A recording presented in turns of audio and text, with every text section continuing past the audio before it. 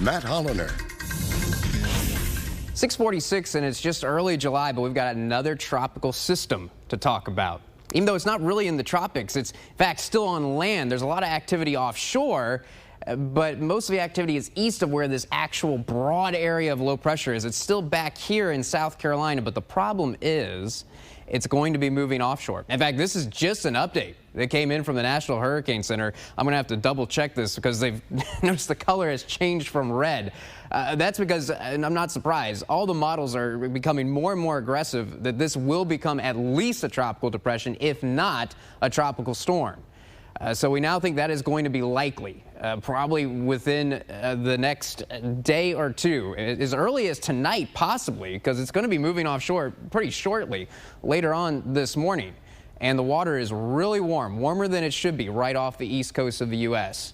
So that means that the impacts that the east coast is going to be experiencing could be going up. Now, one thing that's a guarantee, there's going to be a lot of rain. Look at where all the track forecasts are for this low. Now, this is good and bad.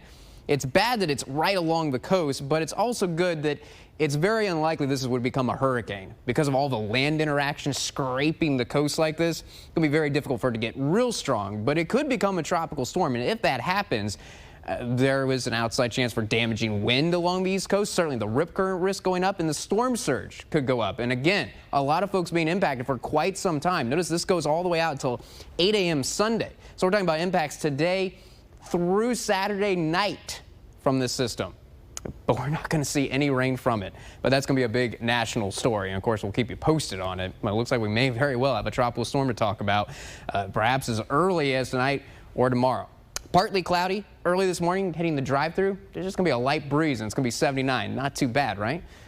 For lunchtime, though, as soon as you roll down your window, the wind's going to hit you right in the face, and it's going to be windy out there. Hopefully you line up your car just right, and maybe the wind won't be coming in on you.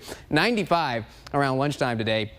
Dinner still going to be windy. I think partly cloudy skies much of the day, but eventually mostly sunny skies later this afternoon, and still very warm for dinner time and still windy. But once we get to 8, 9 o'clock, the winds will start to come down. It'll still be breezy this evening, but eventually winds will die down to around 10 miles per hour. Going to be a mostly clear night, another warm night, lows around 79. Remember that normal for this time of year is mid-70s, instead barely getting to the upper 70s. Today's a good pool day. Tomorrow will be a good pool day. It looks very similar today, maybe a little bit less windy. We'll call it a breezy day tomorrow. Sunny to mostly sunny skies. Temperatures look the same, 97 with an average heat index around 104. And for the weekend, heat getting worse. 101 on Saturday, 101 on Sunday. Sunny skies both days, humid both days, and not much wind, just a light breeze on the First Warn 5 AccuWeather forecast. More news coming up.